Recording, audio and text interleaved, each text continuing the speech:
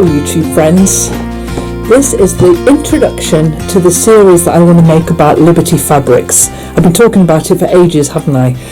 Right, well I've finally sorted out in my head how I'd like to do it.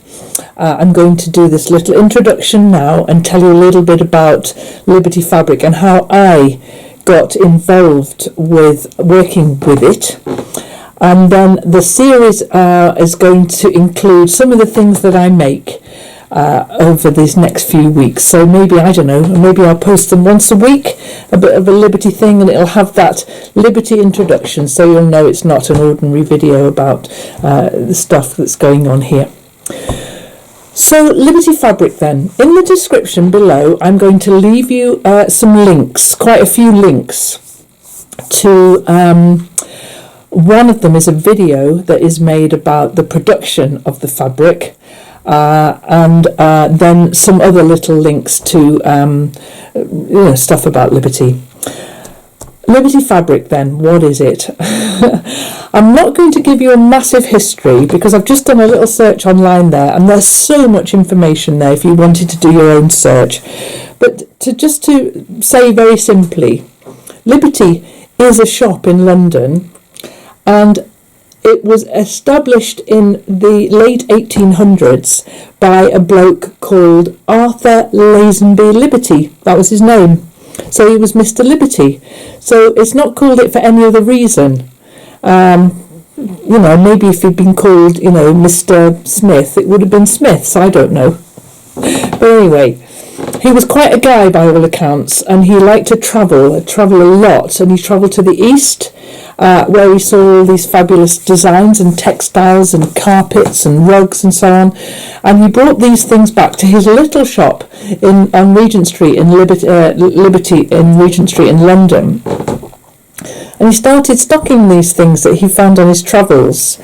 And at the same time, it was the arts and crafts movements in the UK, and William Morris was a designer who was painting and designing the most beautiful things, which were turned into wallpapers and fabrics.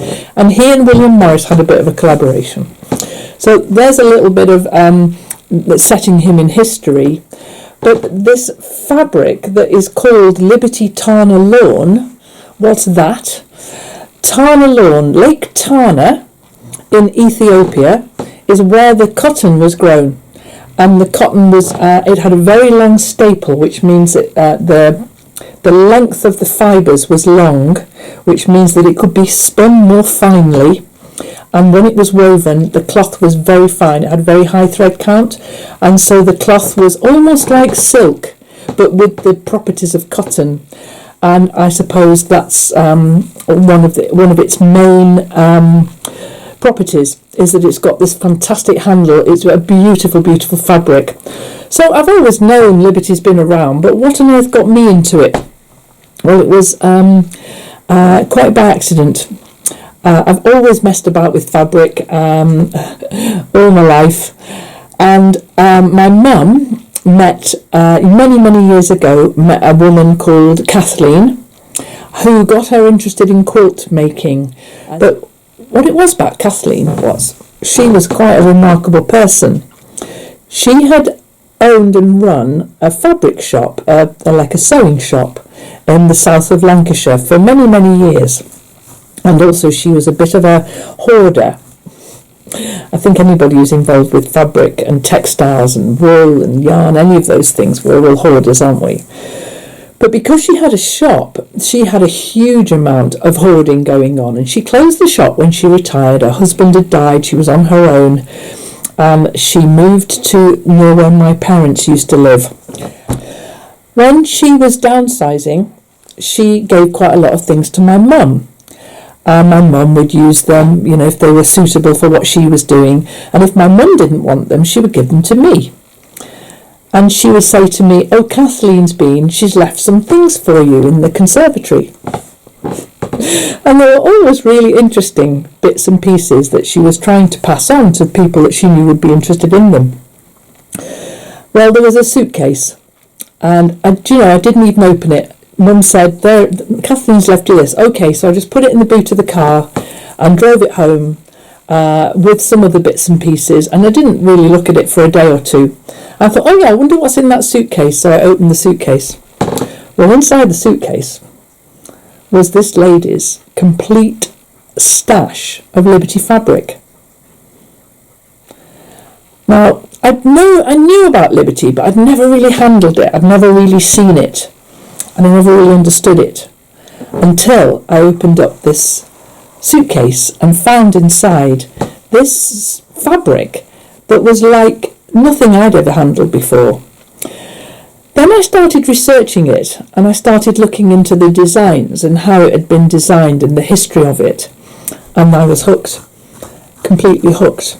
Now, this was 2013, and I'd just come back from New Zealand. Yes, 2013. I'd just come back from New Zealand, and I had been invited to take part in an exhibition with two friends of mine who are also artists or textile artists, clever people. And the three of us were going to do this exhibition all about art in the home. It was called Home is Where the Art Is. And it was beautiful. I'll put some pictures in here. There were some beautiful textiles that my friend Rachel had made, some beautiful paintings that my friend Jane had done. And my challenge was I was going to make some quilts, quilts being a very homely thing. So I was going to make some new quilts. When I got back from New Zealand, and I just kind of hit the ground running, and I made 7 new quilts. I never stopped. I just completely head down, 7 new quilts, one after the other. Long 10-hour days where I would just be stitching and designing and working away at these quilts. And all the time I kept thinking, do you know, one of these days I'll use that Liberty fabric. And I thought, well, if I don't use it now for this exhibition, when will I use it? So I tipped it all out onto the table. There was a few other bags as well that had arrived since then, so there was quite a lot. This table was pretty covered in Liberty fabric. And I began to look at the designs and look at how they work together. Because that's the clever thing about Liberty. Some of these designs are 80 years old, and they're very, very recognisable. So this is a design called Hera, which is the peacock feathers. I think this is probably the most recognisable fabric of a Liberty fabric, this Hera.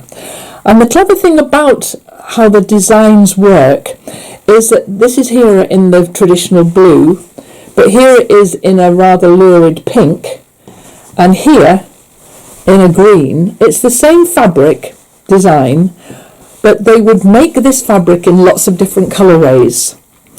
This is a fabric called Strawberry Thief here, and I have 2, I think I have more, but there's 2 I've picked out this morning, Strawberry Thief designs, and you can see how one's got a blue background and one's got a less obviously blue background.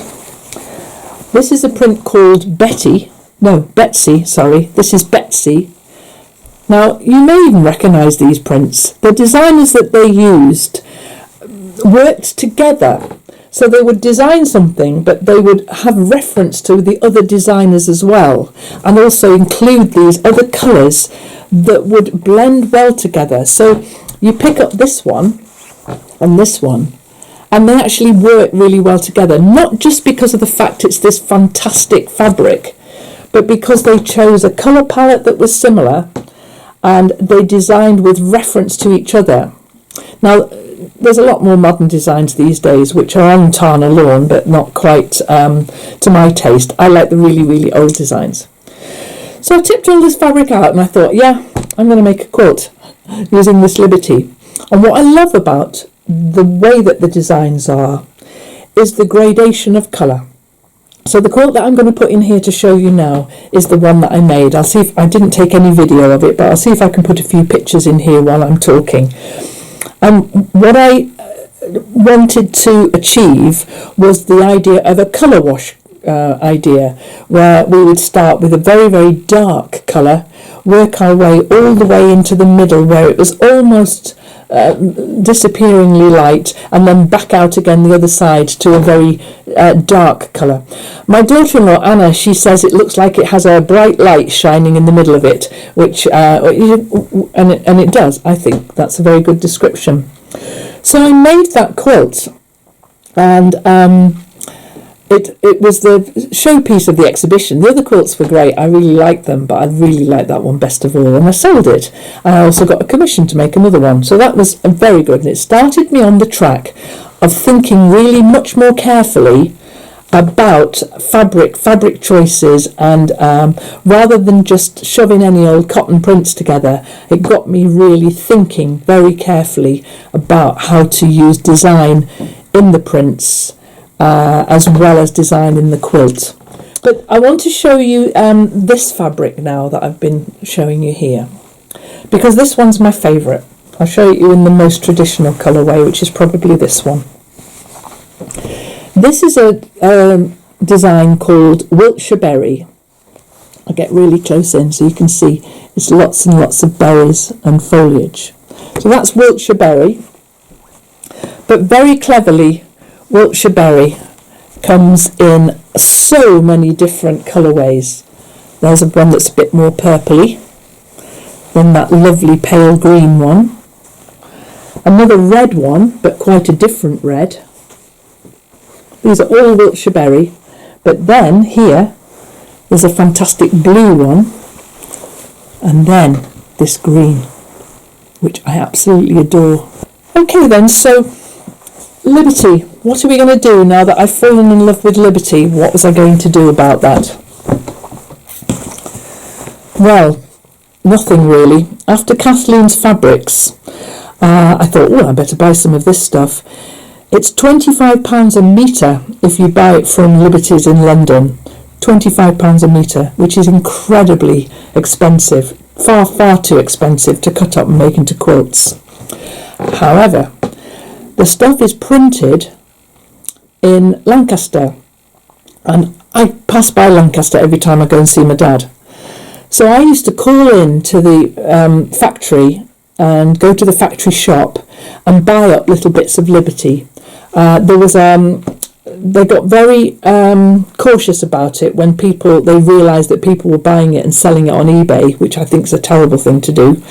So you could only buy, I think, 2 metres of any one fabric. You couldn't buy any more than that. And I think they had a limit as well on what you could buy. And I think that's fine. You know, they were selling it at factory prices. There were often mistakes in it, faults in it.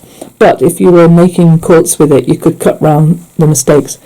So when I was down visiting Kath at the Long Arm Quilters, I thought, well, and I was going to go down to see my dad. I was passing right by Liberty, the Liberty factory, or the factory that prints many, many, many fabrics, as well as Liberty being one of them. I thought, oh, I'll go and have a look, see if there's any beautiful fabric that I can pick up. And when I got there, I had a horrible shock, because the whole production of Liberty has now been moved out of the country and now happens in Italy. So the new factory is in Italy. There is no Liberty printed in the UK anymore, and there's no Liberty to be had at the factory prices, at the seconds with the printing mistakes. And so the Liberty that I have now is all I have. I won't have any more, and that's fine. I was upset about it for a few minutes, and I thought, hang on a minute, it's fine. I've got lots. I've got all the Liberty I want to make the things that I want to make. I'm just not going to have to mind. I could have got really cross about that, couldn't I? Moving it out to Italy like that. But maybe I need to have a holiday in Italy. I should find out whereabouts in Italy the Liberty factories moved to. So there is no option for me now to buy Liberty at a price that I can afford. I definitely would never buy the fabric at £25 a metre. There are other places you can buy it in the UK, and there are Liberty clubs as well. I've been researching this, where you can sign up for a fat quarter club, and once a month you get sent 5 or 6 fat quarters of Liberty. And guess they do it with all sorts of fabrics. But I've got all the liberty I need for now to do all the things that I want to do. And so that's a sort of a mishmashy kind of history about how I got involved with Liberty. But what I'm going to do in the next few series here, I'm going to talk about what I've made with some of the Liberty fabrics. I'm going to talk about some of the English paper piecing that I've done. In fact, I'll show you this one because it's right here. Okay, so if I just move this Wiltshire berry out of the way.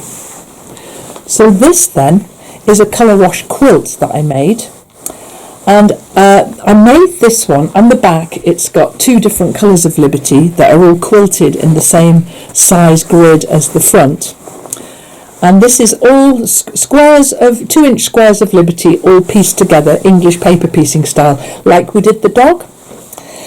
Now I've been making this over on the Patreon page for that tier of people who signed up to Patreon. Thank you.